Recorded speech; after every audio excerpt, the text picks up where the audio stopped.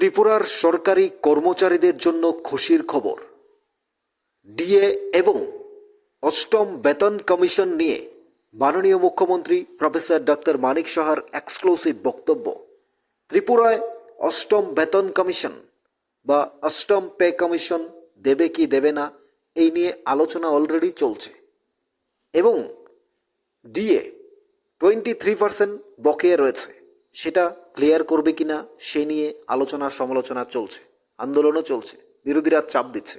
সে জায়গায় মাননীয় মুখ্যমন্ত্রী প্রফেসর ডক্টর মানিক সাহা কি বলেছেন একবার শুনুন সেই বক্তব্য। তারপর এখানে সরকারি কর্মচারীরা বেশিরভাগ আছেন, আপনারা সবাই জানেন যে সপ্তম পে কমিশন, আগে সরকার সপ্তম পে কমিশন দিতে অনীহা ছিল।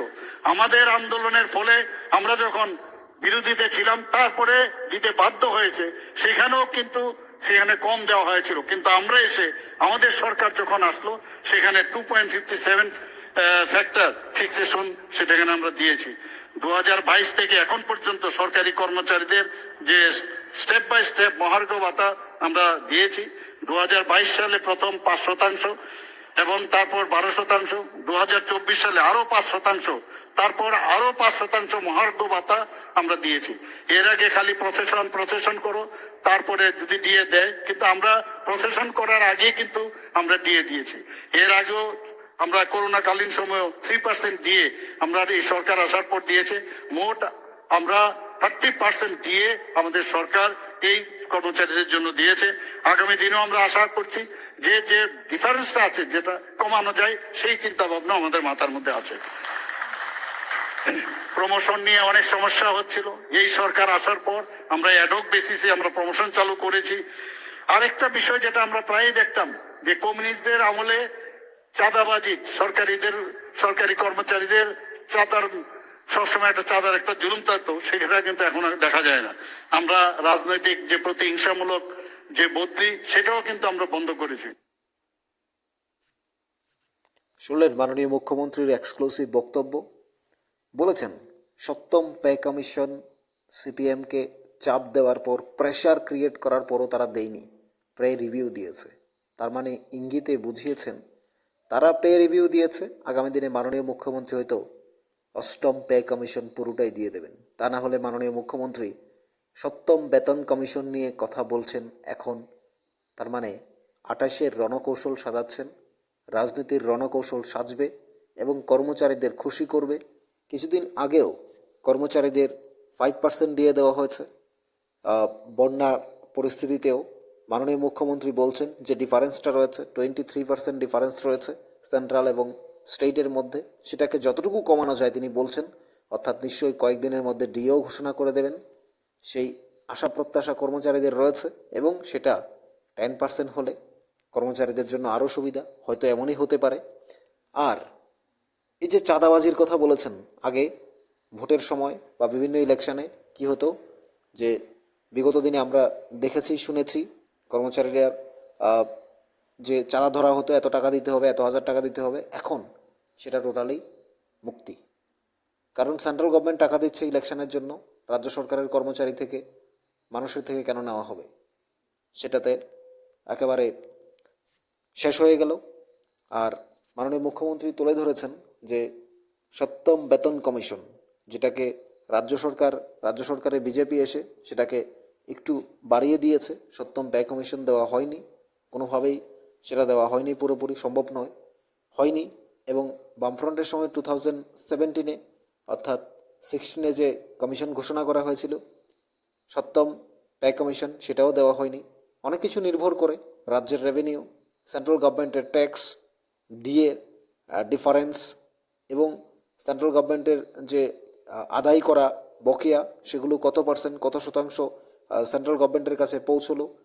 অর্থ কমিশন এসে সমস্ত বিচার বিশ্লেষণ করে তারপর টাকা দেওয়া হয়। রাজ্যের ইনকাম কত, মাথাপিছু আয় কত, কত টাকা খরচ হচ্ছে, সেন্ট্রাল গভর্নমেন্ট কত টাকা দিচ্ছে, রাজ্য সরকার কত টাকা রেভিনিউতে কালেক্ট করছে, সেন্ট্রাল গভর্নমেন্টকে কত টাকা তাদের যে ট্যাক্স রয়েছে বিভিন্ন ডিপার্টমেন্ট ওয়াইজ, সেগুলো কত পার্সেন্ট সেন্ট্রাল গভর্নমেন্টকে পাঠানো হচ্ছে, ঠিকঠাক দিয়ে দেওয়া হচ্ছে কিনা, সমস্ত কিছু বিচার বিশ্লেষণ করে এই অর্থ কমিশন তাদের রিপোর্ট পাঠায়। তারপরে এবার তারা কি পের রিভিউর জন্য টাকা দেবে, নাকি সেই টাকা সরাসরি তাদেরকে অষ্টম পে কমিশনের জন্য দেওয়া হবে, সেটা ভাবে সেন্ট্রাল গভর্নমেন্ট, সেটা অর্থ কমিশন ভাবে, ফাইন্যান্স ডিপার্টমেন্ট ভাবে। তো সেগুলো নিয়ে কথা হয় পরবর্তীতে।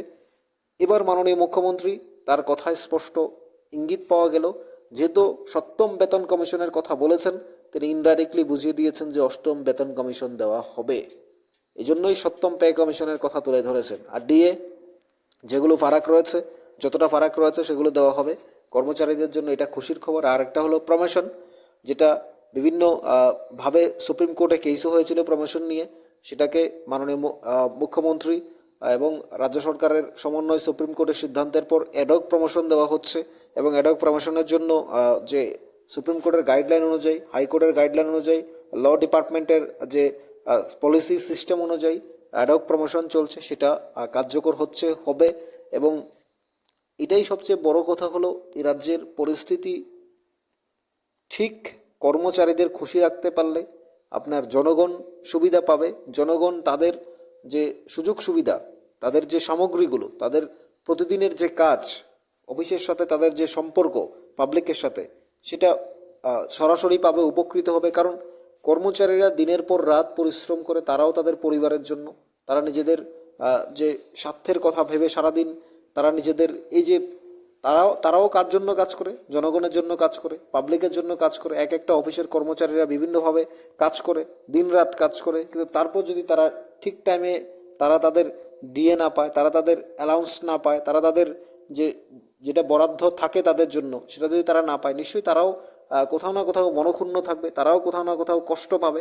তারাও তো পরিবারের জন্য কাজ করে, তারাও একেবারে ব্যবসায়ীরা মাসে লক্ষ লক্ষ টাকা ইনকাম করে, কোথাও লক্ষ লক্ষ টাকা লস হয়, কোটি কোটি টাকা ইনকাম সোর্স থাকে।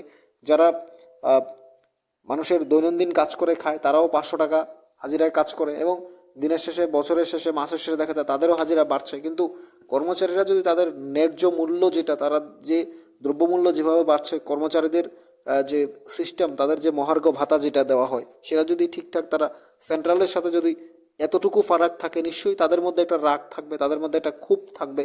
সেটা পরবর্তীতে গিয়ে ভোটের বাক্সে যেন না পড়ে। সমস্ত দল, সমস্ত সরকারই চায়, যারা শাসক দলে থাকে কিংবা বিরোধী দলে থাকে, বিরোধী দলেরা চায় যে তাদের দিকে ভোটগুলো সুইং করে নেওয়ার জন্য, শাসক দল চায় তাদের দিকে থাকার জন্য। অর্থাৎ এই যে ডিএ এবং তাদেরকে পুরো ফ্যাসিলিটি দেওয়া, কর্মচারীদের হাতে রাখা, সেটা প্রত্যেকেই চায়, প্রত্যেক সরকারই চায় তারা তাদের সর্বোচ্চটা দেওয়ার জন্য। অর্থাৎ কর্মচারীদের খুশি রাখতে পারলে রাজ্যের জনগণ সেই পরিষেবা ঠিকঠাক, কর্মচারীরা এতটুকু চিন্তা করে না, কারণ কর্মচারীদের কাজ করে যায়।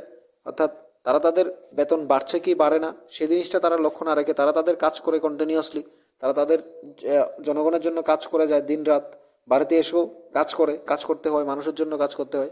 তো সেটা তারা করে যায়, কিন্তু বিনিময়ে তারা যদি ঠিক তাদের যে সুবিধা সেটা যদি না দেওয়া হয়, নিশ্চয়ই তারা কোথাও না কোথাও মনক্ষুণ্ণ থাকে, রাগ থাকে, সেটা পরবর্তীতে ভোটের বাক্সে এফেক্ট পড়ে। তো আপনাদের কি মনে হয় আপনারা জানাবেন কমেন্টস বক্সে। থাকুন নিউজ ত্রিপুরা 1 চ্যানেলের সাথে। চ্যানেলটিকে সাবস্ক্রাইব করুন, লাইক করুন এবং শেয়ার করুন।